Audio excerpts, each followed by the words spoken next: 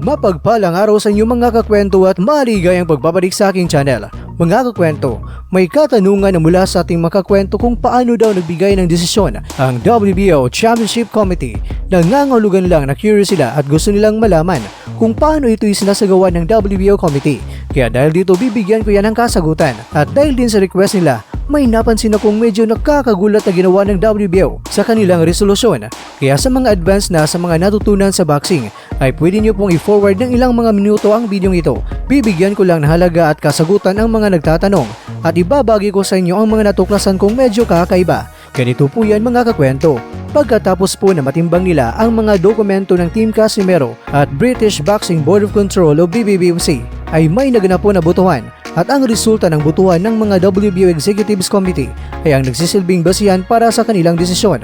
Kaya kung ating titingnan ang WBO resolution, ating makikita dito mga kakwento, sa page 2 ang votes na may 21 na bumoto sa yes para mabaklasan si Casimero, 0 naman sa no, 1 naman sa not available, at 0 sa abstention o nag-decline to vote or against sa proposal o motion. Kaya masasabi nating unanimous ang boto ng mga WBO executives na mabaklasan ng titulo si Casimero.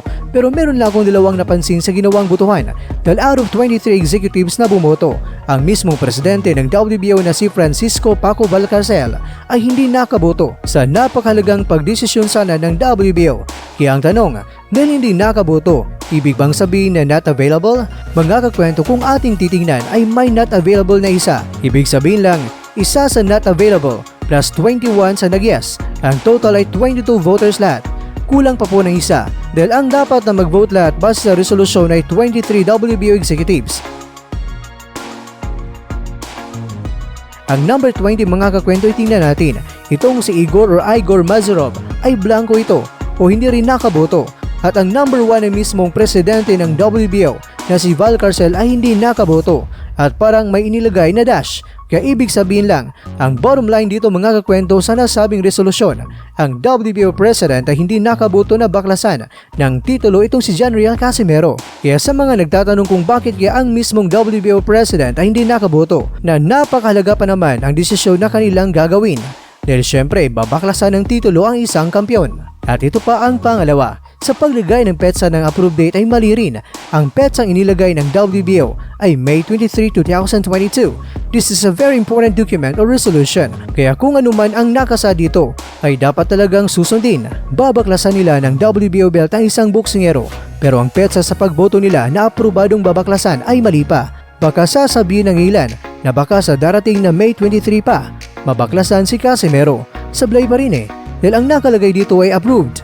Past tense na. Sa araw na to ay aprobado na. Kaya sa tense pa lang ay na tense na sila.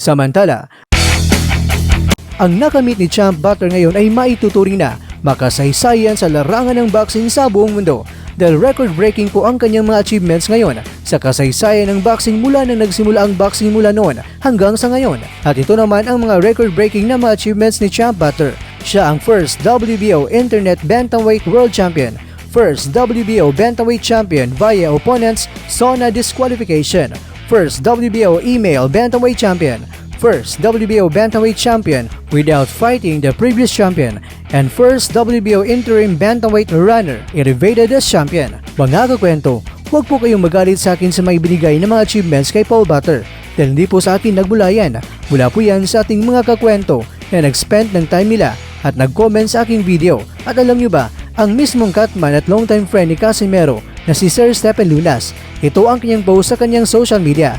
The new WBO Bantamweight Champion Paul Butler wins via SONA. That's BS mate. Kaya ayun, si Paul Butler ay nag-comment dito. Sinabi niya kay Sir Lunas, kung tutusin, kasalanan daw talaga ito ni Sir Lunas. Okay, sige, gagamit daw sila ng SONA. Si Stephen daw talaga ang dapat sisihin sa lahat ng mga nangyari. Ang taong tulad ni Sir Lunas ay dapat daw naiwasan ni Casimero dahil isa daw itong linta. At itong si Champ Butler ay hindi pa rin tapos ang kanyang mga banat at pasarin kay Casimero sa isang news article ng ringtv.com na may headline na New WBO 118-pound title holder Paul Butler, happy to see the back of Casimero. Ang see the back of something or someone ay isang English idiom na nangangahulugan upang maalis o matapos na ang patungkol sa isang tao o isang bagay, lalo na ang isang tao o bagay na hindi gusto ng taong palaging gumagawa ng problema. Kaya naman masaya si Butler sa mga pangyayari ngayon na talagang sila ni Casimero ay nagkalayo na dahil si Casimero daw talaga ay isang taong gumagawa ng mga maraming problema. Kaya ang sinabi ni Champ Butler na ang kanyang aabangan ngayon ay ang bakbakan nila ni Champ Naoya Inoue at Champ Nonito Donaire Jr. para sa kanilang unification bout ngayong June 7 sa Saitama, Japan.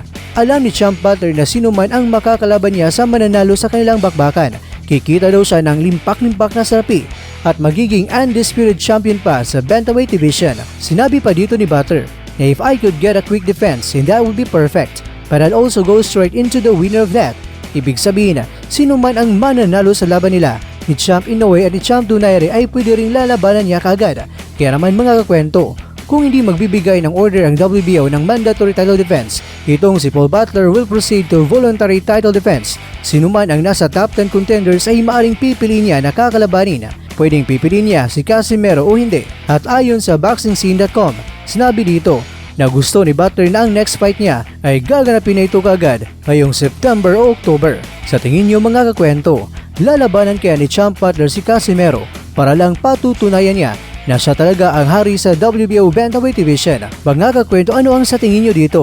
Lalabanan kaya ni Butler itong si Casimero? Kaya naman, opinion mo, ibahagi mo.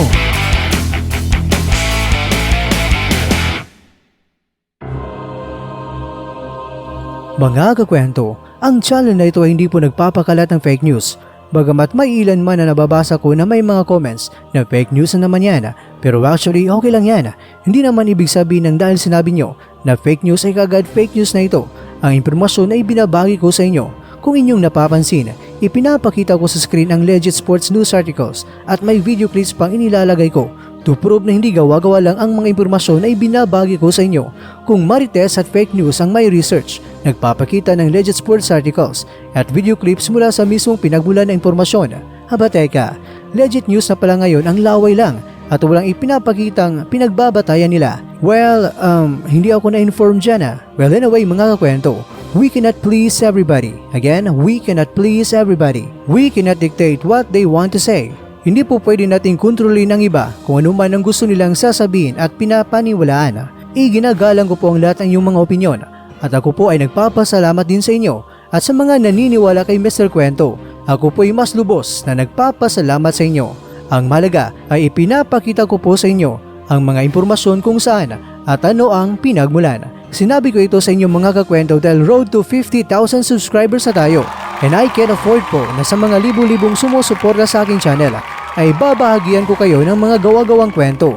Kaya mga kakwento, nasa iyo na yan kung saan ang inyong mas paniniwalaan. Basta si Mr. Kwento po ay nagbabahagi sa inyo ng may matibay na pinagbabatayan. Sa uulitin, maraming salamat sa inyong suporta at pagmamahal. Pagpapalain pa po sana tayo ng ating Diyos na may kapal.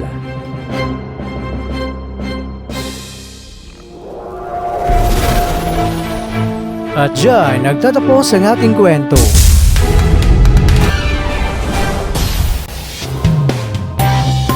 Maraming salamat mga kakwento sa inyong panonood. Bueno mga kakwento, kung nagustuhan niyo ang kwento natin ngayon, baka naman ay pwede niyo kong mabigyan dyan ng like. At kung hindi mo pa nagawa ito, ay aba, gawin niyo na. Yo! Cuadro Alas 3-time world champion! So guys, please subscribe Kwentong Di Pa Naikwento. So ano pa hinintay nyo? Mag-subscribe na! Let's go! Boom! At bago tayo magtatapos ay shoutout muna tayo dyan kay kakwentong Batang Saudi TV Vlog, kay kakwentong Perlito Mangalos na nasa Dubai, kay kakwentong Ronald Nunez, kay kakwentong Kuya Ed, at syempre ikaw kakwentong nanonood ngayon, shoutout sa iyo dyan. Bueno, hanggang dito lang po muna ang ating kwentuhan at abangan nyo na lang po ang ating susunod na video. At dito lang po yan sa isang channel na kung saan baka lang naman na ito'y mga kwentong di pa na kwento sa inyo.